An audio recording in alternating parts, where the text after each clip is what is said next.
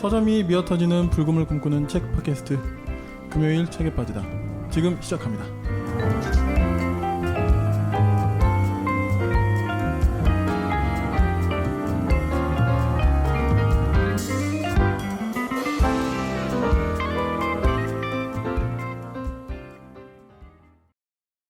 안녕하세요. 안녕하세요. 네, 소개 부탁드립니다. 안녕하세요. 봄 타는 제이입니다. 네, 팟캐스트계 독립서점. 독립서점이 됐어요 이제. 아까 이게 골목 책방, 동네 서점, 독립서점 이 세 개가 비슷하게 골목 식당도 합쳐진 느낌 살짝 있어요. 동네 서점. 오케이, 동네 서점으로 통일해야겠다. 네, 동네 서점. 팟캐스트계의 동네 서점. 금요일 책에 빠지다 만드는 불곰 PD입니다. 와, 네, 반갑습니다. 반갑습니다. 지난 시간에 이제 저희가 영화 드라마로 수다를 50분을 넘게 떨고 네. 이제 오늘 본격적으로 저희가 책 이야기 좀 할 건데요. 이번 주 오늘과 또 다음 주에 저희가 2부에 걸쳐서 이번에 이길보라 감독님 겸 작가님 네. 와, 특집을 저희가 좀 마련했습니다. 너무 좋네요. 네, 사실 이제 지난번에 우리가 살아간 내일들 거기에서도 이제 이길보라 작가님이 인터뷰를 하시기도 했는데 무슨 책을 할까 저희가 상의를 하다가 이번에 한번 이길보라 특집으로 한번 해보자 이렇게 얘기를 하게 됐고요. 그래서 오늘은 이제 그 이길보라 작가님 책이 또 몇 권이 있어요. 맞아요. 중에 해보지 않으면 알 수 없어서 문학동네에서 나온 책 가지고 오늘 좀 이야기 해볼 거고. 작년에 나왔죠? 네. 그런가요? 그렇죠.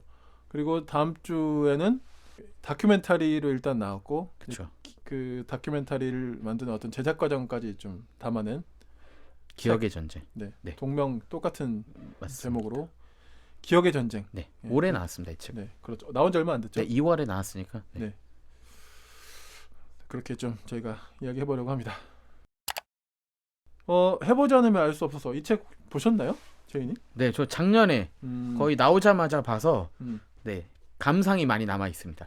그렇군요. 네. 혹시 이제 모르시는 분들도 계실 수 있으니까 저자 소개를 좀 간단하게 해드리면, 자, 이길보라 작가님, 글을 쓰고 영화를 찍는 사람 이렇게 소개돼 있고, 농인 부모님 사이에서 이제 태어나셨어요. 맞아요. 근데 그러니까 이 이길보라 작가님은 농인은 아니시고, 근데 이제 농인 사이에서 태어난 그 자녀인데 이런 정체성을 가지신 분들 코다? 네, 뭐 코다라고 Children 표현하더라고요. of Deaf Adults. 네, 코다. 네. 그래서 이제 그 코다의 어떤 정체성을 가지고 자기가 있는 맞아요. 것이 굉장히 큰 그거잖아요. 이게 진짜 독특한 포인트더라고요. 음. 왜냐하면 실제로 음성 언어로서 교육을 초반에는 못 받아서 뭐 주변에 제일 쉬운 이제 편견 같은 것들은 뭐 언어적 문제가 있지 않냐 이런 건데 실제로 이길보라 감독님의 여러 인터뷰나 이런 데서 다루는 거는 몸으로 언어를 배워가지고 그런 이게 전환만 되는 모드지 그렇게 다르진 않았고 그 다음에 몸으로 쓰는 언어를 하니까 이 책의 주제랑도 약간 연결되는 몸으로 하는 일에 대한 어떻게 보면 도전이나 그렇지. 아니면 수용성이 높아졌다라는 얘기도 있죠. 네. 독특한 정체성 같아요, 코다가. 네.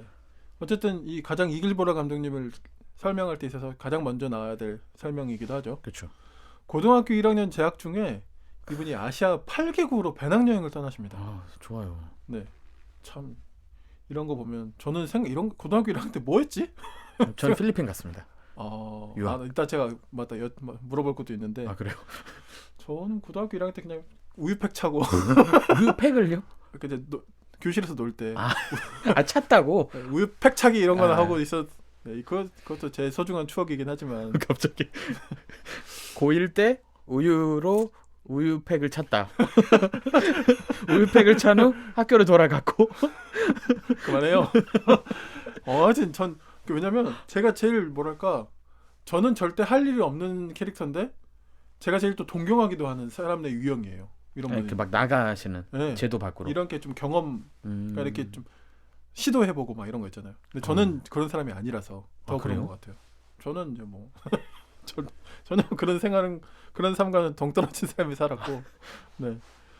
그리고 이제 이분이 여행에서 돌아온 다음에 학교로 돌아가지 않습니다. 네. 학교 밖 공동체에서 글쓰기, 여행, 영상 제작들을 통해 자기만의 학습을 이어나갔다 이렇게 표현이 돼 있는데요. 쉽게 말하면 학교 안 가고 자기 하고 싶은 거 하고 살았다는 그런 거죠. 이것도 좀 대단해요. 아무튼 홈스쿨러, 탈학교 청소년 같은 말이 거리에서 삶을 배우는 자신과 같은 청소년에게 맞지 않다고 판단해 로드 스쿨러라는 말을 제안하셨다고 하고요. 또 이런 분들의 특징이 제작을 해버려. 이런 말을 막 만들어내요. 그리고 이런 제작해. 것도 신기해요. 그리고 그 과정을 자신이 제작하고 자기의 다큐멘터리로 만들어내요. 자기를. 그러니까 나는 이런 걸 생각도 못한 사람인데 그렇군요. 팩차기 우유팩 가지고 농구하고 배구하고 그 과정을 자신이 있었는데. 제작하고 연출한 첫 다큐멘터리 예? 우유팩 차기 하신 거죠. 로드스쿨러 이길보라 작가님은 네. 그리고 농인 부모의 시선으로 본 세상을 담은 장편 다큐멘터리 반짝이는 박수 소리. 네. 이거 책으로도 있어요. 그렇죠. 그러니까 이게 이길보라 작가님의 작업의 특성이 그렇죠. 그 다큐를 만들어내고 또 그걸 가지고 책을 또 만들어내는 맞아요. 게 어떤 이제 작업 방식이 돼버렸죠. 네. 지금은. 정말 뛰어나세요. 그러니까 이것도 진짜 얼마나 부지런해요. 와, 저 같으면 다큐멘터리 이런 거 만들어내고 나면 진이 빠져가지고 아무것도 못할 것 같은데. 네, 근데 진짜 읽으시면 좀 놀라게 돼요. 그러니까 이게 다른 건 아니고 나는 왜 내 삶을 이렇게 오래 쳐다보지 못했을까? 그러니까 결국엔 이길보라 감독님은 물론 타인의 삶에 대한 관심도 높지만 자신의 정체성을 그래, 고민을 맞아. 한 거예요. 그렇지. 근데 우리가 지금까지 가진 정체성들은 너무 당연한 정체성들이잖아요. 한국인, 이 정체성도 사실 외국가에 생기거든요. 우린 다 한국인이니까 한국인을 고민하지 않잖아요. 근데 이길보라 감독님은 벌써 고1 때 배낭여행 혼자 다닐 때 충돌되고 다른 문화권을 만나면서 학교 안 나가면서 근데 학교, 탈시설 이런 표현이 싫으니까 고민을 하면서 로드스쿨러. 그리고 그거에 대한 고민을 난 이걸 말하고 싶고 이 내용이 있으니까 다큐로 찍어버리고 그 다음에 코다로스의 정체성으로 부모님의 시선에서 다큐와 책을 이런 게 저는 다른 부분에서의 뭐 이분의 막 이런 행동력 이런 것도 너무 멋있지만 나는 왜 내 삶을 고민하지 않았거나 또는 제대로 쳐다보지 못했지 않았나라는 생각이 좀 들었더라고요. 하여튼 너무 좋은 시선 같아요. 네. 자기에 대한.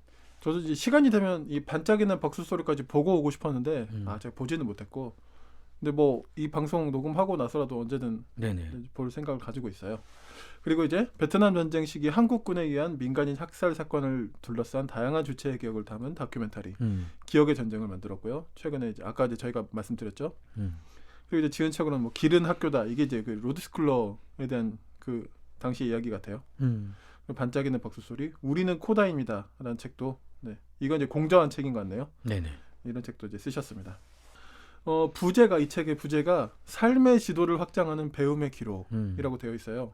부제를 참 잘 지은 것 같다는 생각이 들고요. 이 배움에 대한 쉽게 말하면 이 책은 이제 배움에 대한 이야기거든요. 이제 쉽게 말하면 이분이 이제 그 한국에서 정확히 어떤 학교라고는 안 나오지만 제가 볼 땐 꽤 유명한 그 영화 학교를 졸업하신 것 같고, 근데 그 뒤에도 좀 갈증이 있어가지고 결국 어디로 가냐면 네덜란드에 뭐죠? 필름 아카데미인가? 네, 맞아요. 암스테르담에 있는 그 학교로 이제 유학을 하시게 됩니다, 이분이. 근데 이제 유학하는 과정도 사실 순탄치가 않았죠. 돈이 없으니까. 그렇죠. 그나마 네덜란드는 다른 데보다는 좀 싸다고는 하는데 그래도 생활을 해야 되니까. 그러니까. 근데 보니까 책을 읽다 보니까 이제 저도 알게 됐는데 집세가 되게 비싸더라고요. 네. 어디 가나 그리고 전세가 없습니다, 여러분. 그러니까 외국은 다 전세 월세지. 개념이 그렇죠. 네. 반전세 이런 거 없어요. 아니 전세가 없으니까. 그리고 이상한 매매는 이상한 그 렌트가 있어요. 50년 렌트. 50년? 네, 약간 이상해요. 50년 땅 주인한테 돌려줘요. 약간 특이한 그건 전세 하여튼 그런 건 있고. 그건 이제 뭐 국가에서 주도해서 만든 그런 거 아닐까요? 개인이에요. 그냥 개인이 그렇게 하는 그러니까 거예요? 국가에서 뭐 시작을 했든 잘 모르는데 정확한 건 이제 월세고 그다음에 우리처럼 2년짜리 이런 계약이 아니라 막 그 다음에 있는 계약들은 20년, 50년인데 또 웃긴 게 20년, 50년을 계약을 하잖아요. 그럼 그때 땅을 렌트를 하는 거예요. 그럼 거기에 건물을 짓잖아요. 그럼 20년 뒤에 주인이 다 가져가요. 그러니까 그것까지 계산해서 값을 치르는 거죠. 그 어느 나라가 그렇게 하는 거예요? 필리핀도 그렇게 하고 미국도 꽤 그렇게 많이 그래요? 한다고 들었어요. 네. 그러니까 우리나라에 있는 전세. 생소하다. 네. 자기들은 당연한 것으로 생각할 수도 있겠지만. 그래서 제가 전세 이해하는데 오래 걸렸어요. 진짜? 왜 돈을 줬는데 그대로 주지? 좋은 거네, 공짜네. 약간 뭔지 아시죠? 그렇죠. 지금도 다 우리가 어지간하면 전세 살고 싶어 하니까. 그렇군요. 네, 하여튼 신기하네. 아무튼. 네. 네. 집세가 그래서 비쌀 겁니다. 네. 자, 이 네덜란드라는 나라에 대해서 이제 그러니까 이제 이 작가님이 그런 이야기해요. 초반에 보면 이건 이제 네덜란드를 칭송하고 막 유럽을 칭송하게 쓴 게 아니고 뭐지? 경계를 넘나들며 경험과 존중에 대한 이야기를 하고 싶었다. 뭐 그런 이야기도 맞아요. 하시더라고요. 아까도 좀 설명했지만 저는 이제 이런 도전 정신으로 살아본 적이 단 한 순간도 없어서 그냥 삶의 한국의 어떤 남성이 살아가는 데 있어서 밟는 코스가 있잖아요. 그렇죠. 일단 입시를 위해서 살아가고 고등학교 때까지는 물론 입시를 위해 노력을 하진 않았습니다. 그래도 그 네. 스트레스라는 그리고 특성이 있잖아요. 목표가 딱 그럼요. 다들 공부 안 동시에. 해도 스트레스는 있어요. 네. 맞아요. 네. 그리고 이제 대학을 가고 군대 가고. 군대를 가고 그다음 이제 뭐 취업, 결혼을 하고. 결혼. 네. 뭐 이렇게 이런 코스들. 진짜. 예. 그래서 그냥 벗어나 본 적이 없어요. 음. 그냥 그랬는데 자기가 뭔가 배우고 싶어서 이렇게 노력하고 새로운 것에 도전하는 것이 아까도 말했지만 저는 저 자신에게는 절대 시도할 일이 거의 없는 일인데 또 한편으로는 동경을 하게 되기도 하거든요. 저는 저 같은 경우는. 근데 이제 제가 이제 그래서 한번 이야기 나누고 싶었던 거는 제이님도 좀 일찍 유학을 떠났잖아요. 유학을 간 거 맞죠? 네네. 일찍 고등학교? 고1 때 갔으니까. 일찍이죠. 그 정도면. 네. 아닌가? 제 주변엔 초등학교 네. 때 가거나 네. 중학교 때 많이 가니까. 그러니까 그런 케이스도 있긴 한데. 네네. 저는 그래도 다 한국말 다 떼고 아니 왜냐면 한국어를 진짜로 많이 못하는 친구들이 많았어가지고 선교사님 자녀들이나 이런 경우에는 그렇지 그럴 수 있지. 저는 그래도 고1 때 갔는데도 너무 좋았죠. 엄청 좋았죠. 일단 제이님은 왜 가셨어요? 저요? 저는 궁금했어. 우선 한국이 싫어가지고. 진짜? 네, 저는 그게 좀 컸어요. 음. 근데 아버지의 계획하고 저랑은 되게 달랐지만 아버지는 제가 의사가 되기를 원한 거예요. 네. 근데 이제 직업적 특성상 여러 가지 때문에 한국에서는 못할 것 같은 거예요. 그리고 제가 공부를 잘하지도 못했고 그때 이제 필리핀 유학 또는 영어 연수가 붐이었어요.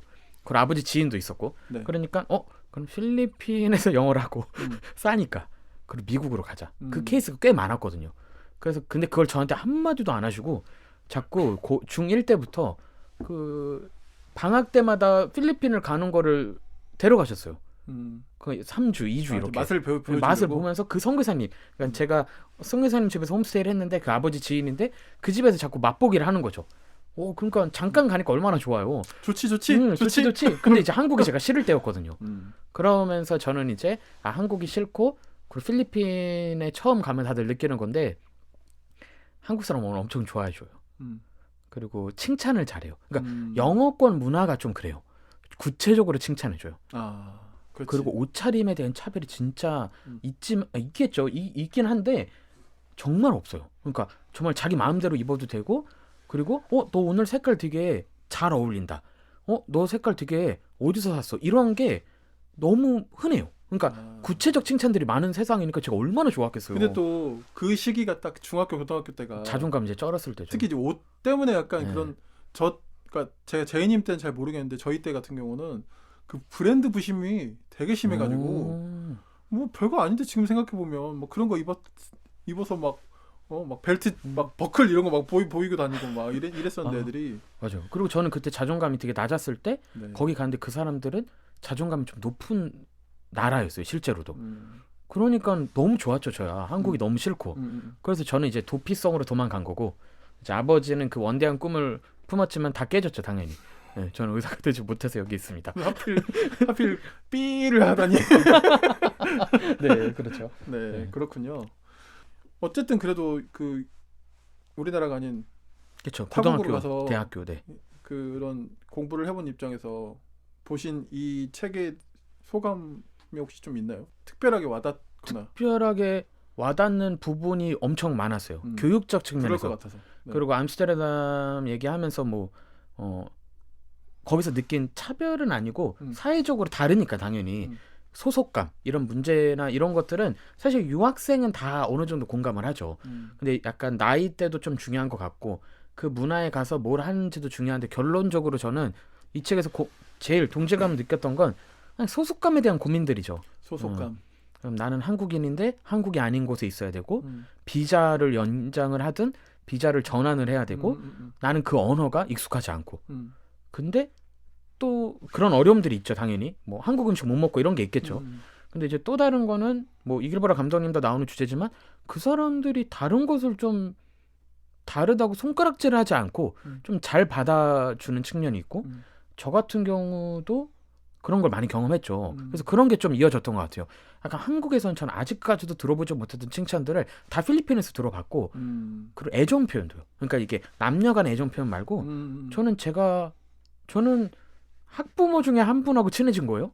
그랬더니 집에 초대를 해요. 이렇게 명절날. 그러더니 그 이제 어머니 나이 때니까 저를 포옹해주면서 되게 넌 나의 입양한 아들 같아라는 표현들은 미국 영화 같은 데서 나오는 표현이잖아요. 그렇지. 네. 근데 그게 홈파티 같은 꽤 거. 잦았어요. 네.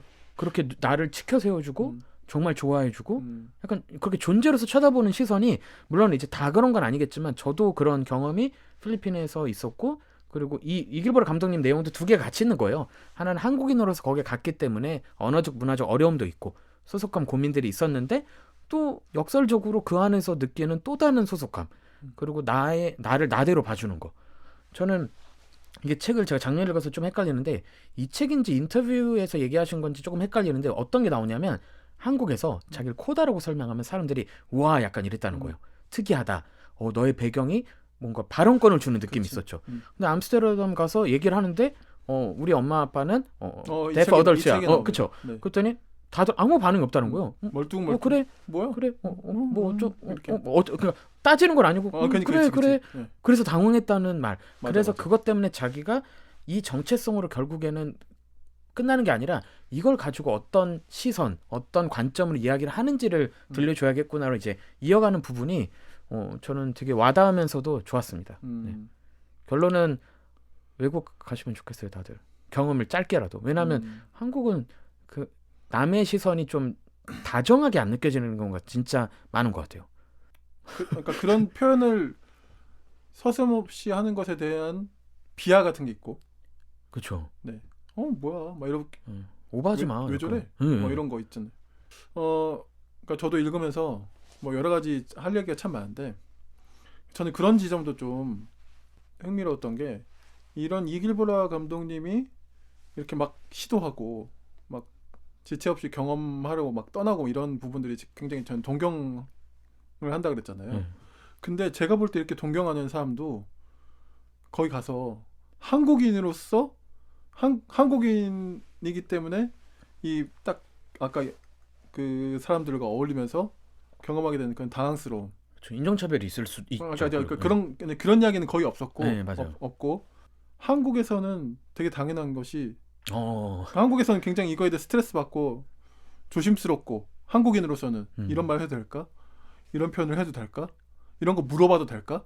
근데 그들은 뭐 why not 하는 그게- 것들이 되게 많잖아요.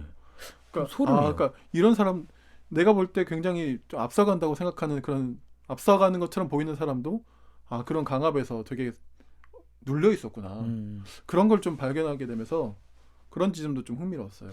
한국은 수능, 음. 뭐 군대, 뭐 취업 이런 게 너무 시스템이 일원화되어 있는 느낌은 있어요. 그러니까 하나라도 실패하면 망한다는 그런 두려움? 걸 나름대로 거부하고 사는 분인데 이분이 음.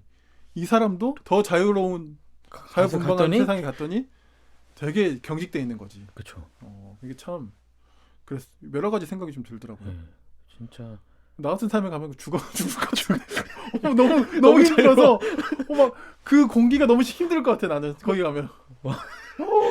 너무 네. 난 보수적이야 막 이러면서. 그러니까 보수적인 걸 떠나서 네. 어떻게 할지를 모를 것 같아요. 너무 큰 그런 자유가 세상에, 주어지니까. 네, 그런 세상에 떨어지면 저는 음.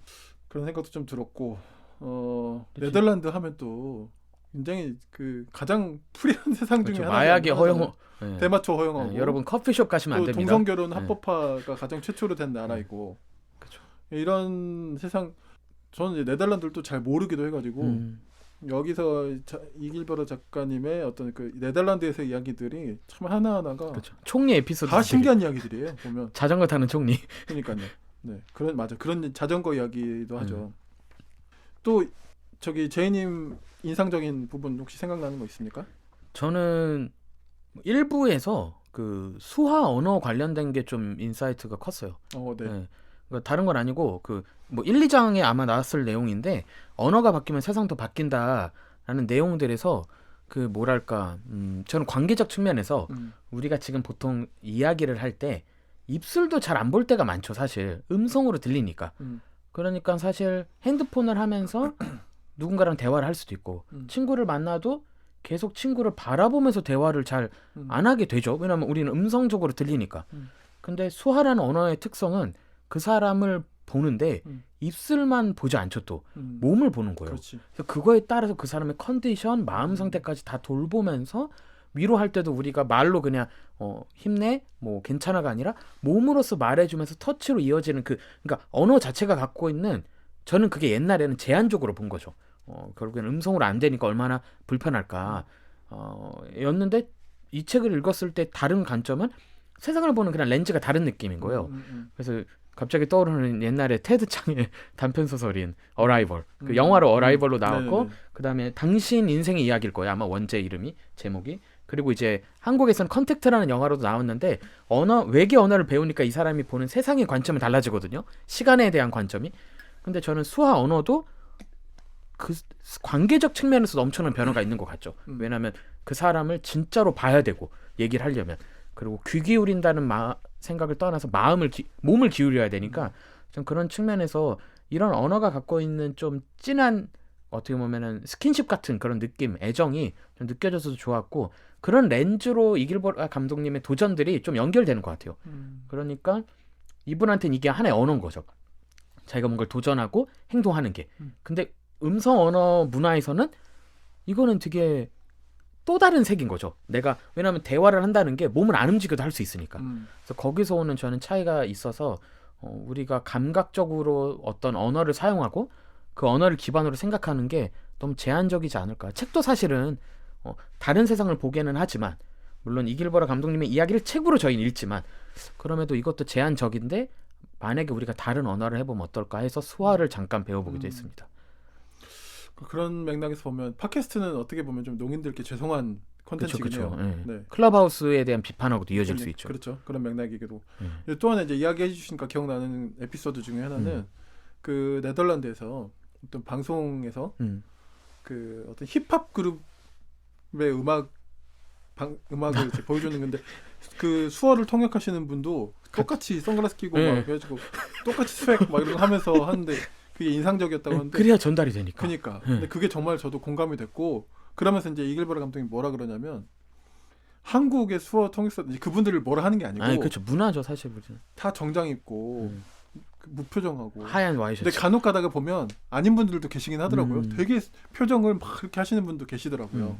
근데 그걸 뭐 꼭 그렇게 해라 강요할 수는 없는 거니까. 어쨌든 이제 그런 문화의 차이를 이제 보여주는데 그런 부분도 저도 좀 인상적으로 기억에 남고 그러네요. 정말 그래서 이길보라 감독님, 뭐 이스라 작가님, 그다음 김초혁 작가님 약간 비슷한 맥락일 수 있는데 좋은 게 이분들이 출연하는 방송에 최근에도 뭐 최근에는 이제 그 사이보그가 되다 그 작품 이제 북토크도 비슷한데 약간 이제 문자 통역, 그다음에 수화 통역이 필요로 하게 되고 그걸 요구하는 게 자연스럽게 되는 게 전 좋은 것 같아요. 맞습니다. 근데 팟캐스트라 하네요. 그러니까 이제 그러니까 저는 또 한편으로는 그러니까 이게 저 딴지를 거는 건 아니고요. 지금 어떻게 하는지 모르겠는데 아마도 아닐 것 같은데 그 컨텐츠들 제외하고 또 그렇게 하진 않겠죠? 근데 수어 통역을 하거나? 근데 그분들이 출연할 때는 이제 그걸 요청을 계속 하는 거고. 그러니까 그 이후에는 좀. 그러니까 이제 그 이유는 아직 못 봤어요. 약간 웃자고 하는 얘기도 있고 또 딴지 거는 건 아닙니다만. 자 이제 책이라웃 정도의 대기업 대형 서점이면 계속 그렇게 하셔야 되는 게 또 맞지 않나? 오케이. 네. 사계절 출판사에서 또 하고 그랬습니다. 네, 그러니까 그 취지가 온전히 살려면 그렇죠. 계속 사실 다른 방송에도 그렇게 돼야 되는 건 아닌가? 물론 그걸 전혀 뭐 시도조차 하기 힘든 저희 입장에서 어떻게 보면 좀 무리한 요구일 수도 있는데 하실 수 있지 않을까요? 그런 진정성을 만약 대형 서점이 와 이거 보여주면 얼마나 좋을까? 이거 썸네일 나왔는데요. 네. 책이라고 당신들에게 요구한다. 부재 취지가 진정성이 있는 거. 아, 그만 왜 그래요? 네, 책이라고 좋아하고요. 편집인가? 네. 이거만 잘라서 만들고 싶다. 네. 네. 아 진짜 저는 그게 자연스러웠으면 좋겠어요. 그러니까 이게 사실 이제 자본과도 좀 연관되는 문제이기 때문에 여러 측면에서 좀 사실 고려돼야 될 건 그럴 수밖에 없는 문제긴 해요. 네. 네, 근데 이제 네 근데 어쨌든 그런 좋은 시도를 해주셨으니 앞으로 이제 좀 더 그렇게 할 수 있는 곳에서부터 더 이렇게 해주시면 어떨까. 네. 그래서 저도 이제 사실 유튜브도 다른 채널에서 제가 또 만들고 있잖아요. 지금 제가 그러니까 이제 여러 일로 바쁘어서 그런 것도 있지만 편집할 때 다른 거는 안 해요. 근데 딱 한 가지는 제가 그래도 좀 하는 게 있습니다. 무조건 자막은 하자. 풀 자막은 치자. 그거는 제가 그래서 좀 지키려고는 하고 있어요. 그러니까 이것도 사실 김원영 작가님 또 김초엽 작가님 글을 보면서 좀 갖게 된 문제의식이었던 것 같아요. 네. 어쨌든 자막이라도 있으면 그렇죠. 모든 분들이 볼 수 있는 거예요. 네. 결과적으로는 유튜브는 그러니까 그런 측면에서 네. 그런 작은 시도들이 네. 근데 작지 않은 것 같아요. 그렇죠.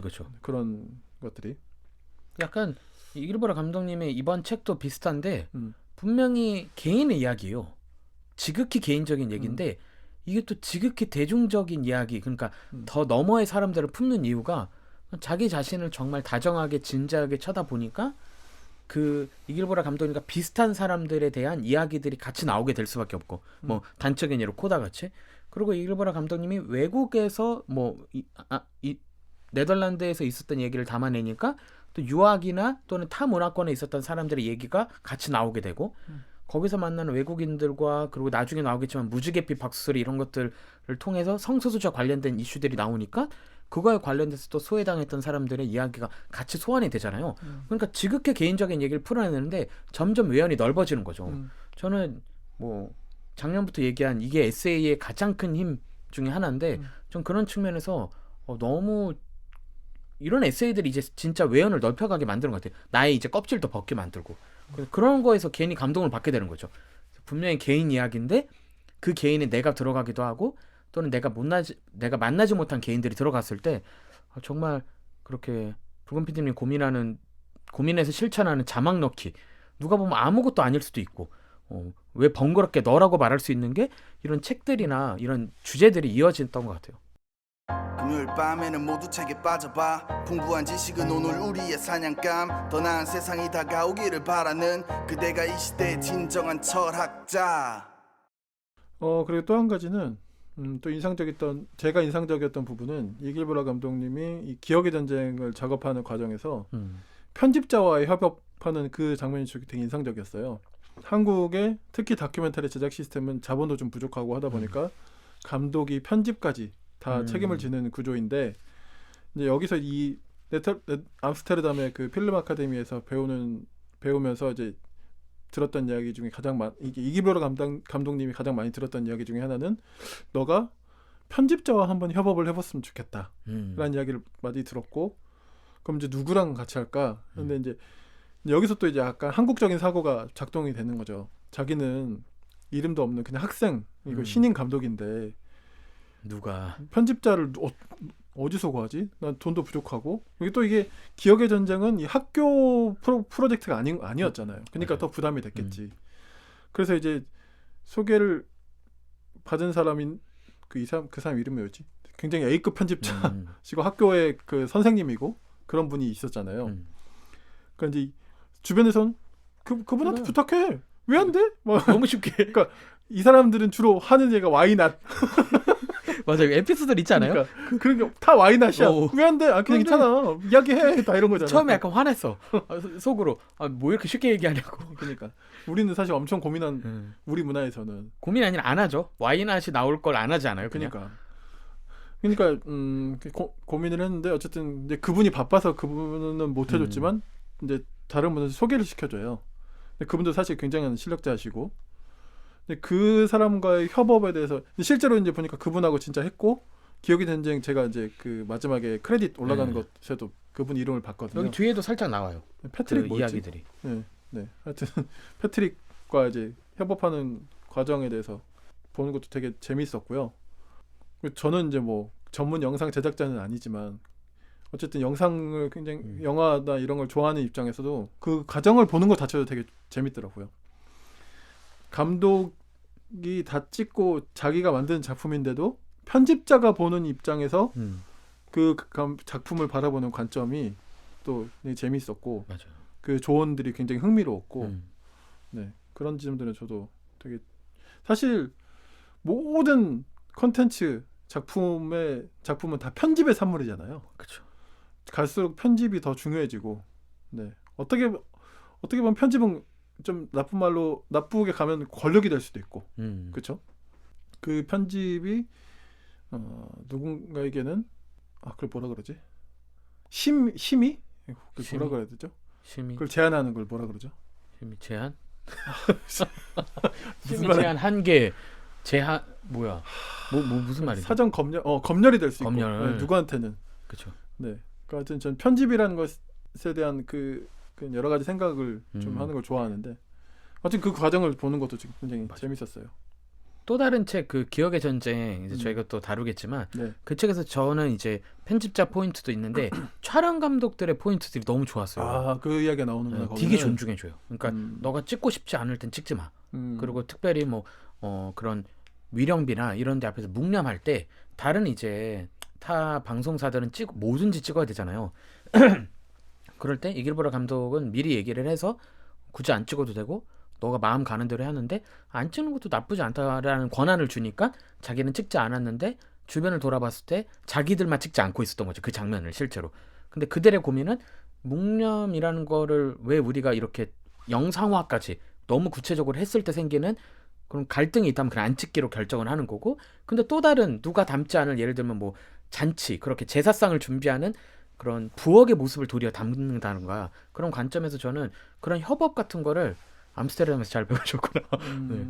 근데 그건 하나의 또 문화적으로도 발생이 되는 거기 때문에 저는 되게 이걸 보고 많은 분들이 더 다큐도 많이 개인 다큐도 찍어 보시고 그렇게 협업하는 걸 좀 더 유심히 봐서 이런 작품들이 계속 나와줬으면 좋겠어요.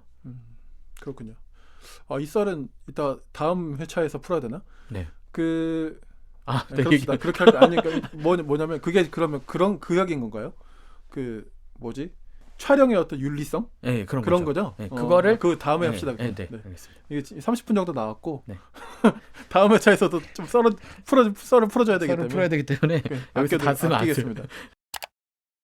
별 5개 중 몇 점 주시겠습니까? 저는 근데 너무 후하게 줘서 제가 저는 후하게 안 주는 게 별로 없지 않아요? 근데 근데 전 이거는 네. 네, 뭐 말씀하실 거 먼저 해보세요. 일단 네. 4.5. 4.5. 네. 오케이. 그 이유는 네. 제 경험이 소환되는 느낌이어서도 좋았고. 그러니까 이렇게 설명하는 게 좋아요, 저는. 4.5점 이런 게 중요한 게 아니고. 그렇죠. 왜 좋았는지. 네. 그리고 저 이렇게 외연이 넓어지는 책들이 제 주변에 계속 나와줬으면 좋겠고 그런 의미에서 최근에는 뭐 김초익 작가님이 저한테는 그랬고 그런 식으로 자꾸 세상을 더 많이 볼 수 있게 한꺼번에 그런 것들이 좋아서 이 작품을 좀 다정하게 만드는 책들이 좋은 것 같아요. 네. 다정한데 내 자신에 대한 다정함도 생기는.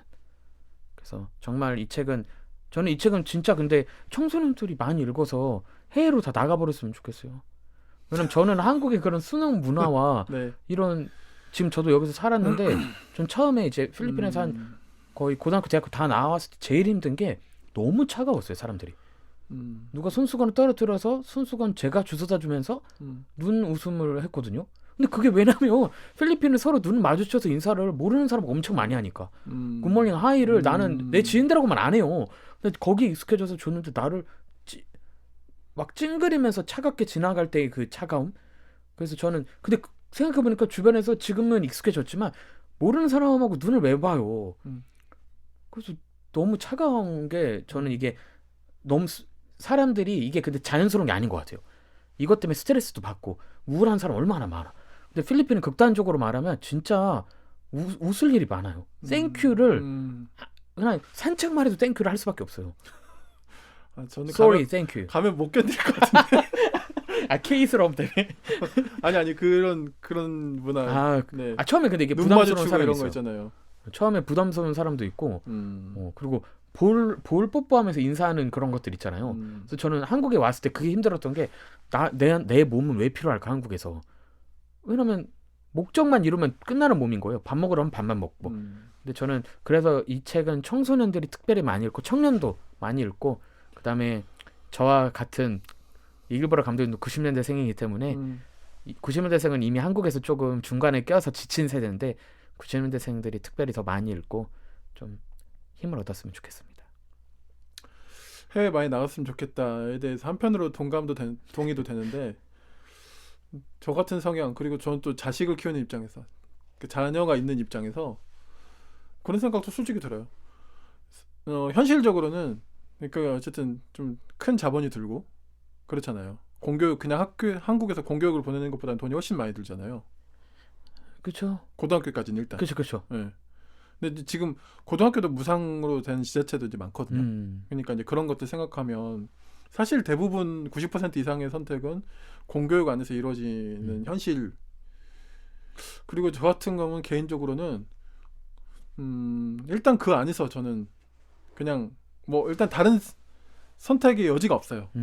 뭐 돈이나 이런 문제 차원에서.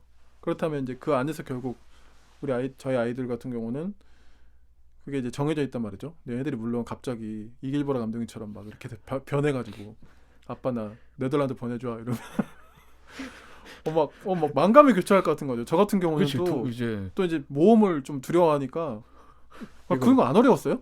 언어가 안 통하잖아. 저는 이제 근데 저는, 그 과정이 저는 너무 힘들어. 저는 한국이 싫었고. 근데 그것도 이해는 돼요. 그때 저희 집 가정 형편이 되게 안 좋아서. 그러니까 그것보단 차라리 그게 낫다. 그건 거예요? 그런 것도 있는 거예요? 아니 거기가 가야 된다 나는. 거기 가야 사람 대접 받는다.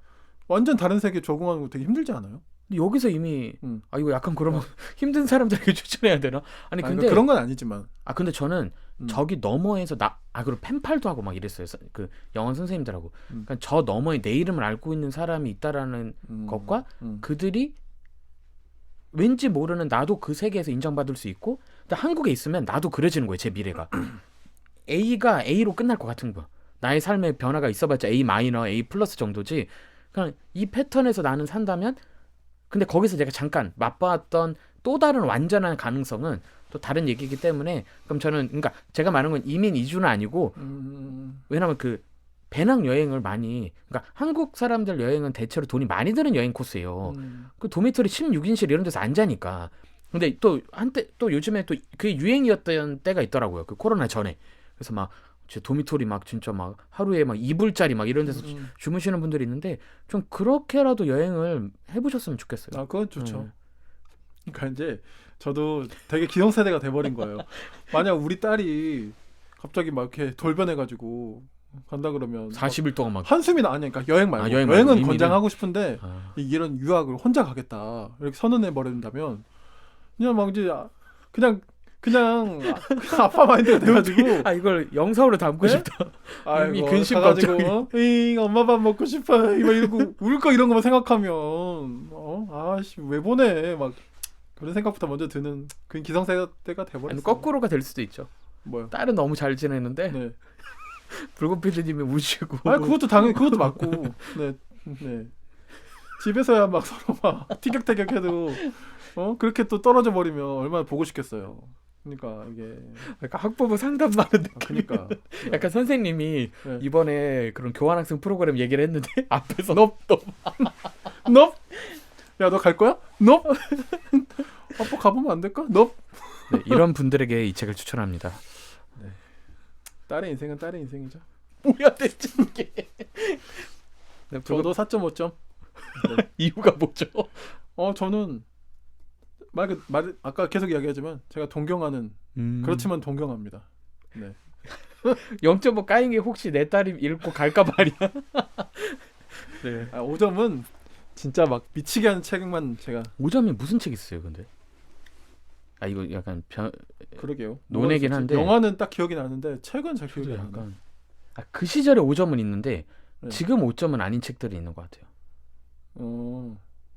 전 있긴 있어요. 제가 무슨 책 5점을 줬지? 갑자기 찾아보고 싶네 갑자기. 영화는 기억이 나요. 영화는 수두룩해서 다크나이트 살인의 추억 뭐 이런 것들 막 5점인데. 컨택트. 잠깐만요. 한번 궁금해. 한번 잠깐 볼게요. 마더 노아의 방주. 노아. 그 에런 그게 5점이에요? 전 5점이에요. 진짜? 네. 전 제 인생을 그다음에 First Reformed. 그 다 연결되는 내용이 있거든. 환경 문제 관련돼서. 노아는 저는 진짜 최고의 영화. 그렇습니까? CG만 업그레이드 하자. 5점 책 궁금하다. 제가 지금은 잘 안 하긴 하는데 책은 그 왓챠에 별점 할 수 있잖아요. 맞아요. 왓챠 미디. 책이 좀 많아졌어요. 저 예, 근데 처음에 썼을 때 한참 막 책을 가지고 하다가 지금은 책은 안 하는데 제가 지금 5점 준 책이 9권 있어요. 오 얘기해 최초 볼까요? 공개 불건 PD 최초 공개 5점 책. 우리가 우리를 우리라고 부를 때 가장 오. 최근에 네. 5점 준 게 이 책이네요. 그리고 그냥 읽을게요. 시선으로부터. 그리고 진심의 공간이라는 책이 있어요. 그리고 골든아워 이국종 교수님 책. 그리고 김승섭 교수님의 아픔이 길이 되려면. 오. 그리고 이게 누구야? 강화길 작가님의 다른 사람이라는 소설이 있고. 강일 이게- 작가님. 네? 소설. 네네네. 그렇죠, 맞죠. 네. 음복으로 전 알고 있어서. 네, 근데 전 그 전에 다른 사람을 먼저 읽었는데 그 전에 나온 작품이기도 하고. 그렇죠. 그리고 황정은 작가님의 백의 그림자. 그리고 천명관 작가님의 고래. 저 천명관 작가님의 고래가 있어요. 고래는 사실 불멸의 작품입니다. 네. 물론 지금은 좀 다르게 읽을 수도 있겠지만 네네네. 그때 그 소름과 마지막 맞아. 장면에 그 공장에서 발견된 뼈의 음. 모든 것까지 생생히 그냥 미친 소설이에요, 그냥. 네. 이 작가님이 이때 있을 때 진짜 미친 거야. 근데 문제는 이제 이때만 미치신 거 아니에요. 그때만 미쳤다. 네. 네. 단독 보도. 근데 이제 이게 어떻게 보면 작가로서 한번 되게 미치면 영광일 됐지 수 뭐. 있는데 이런 작품을 쓴다는 게 일생일대. 근데 또 한편으로는 고래를 뛰어넘은 작품을 쓸 수 있을까? 그냥 한 번 임하신 거 아니에요? 그러니까 그렇다고 음. 봐요, 저도. 그리고 이제 슬램덩크. 갑자기 슬램덩크 뛰네. 뭐 이 정도네요. 그러니까 이제 더 많은데 이때 당시에 제가 이렇게 꼽았다는 거죠. 뭐 하여튼 그렇습니다. 그렇군. 좋습니다. 왜 이 얘기를 하고 있지? 아니, 궁금해. 5점을 아무도 안 줘서. 네. 맞춰도 되겠죠? 네.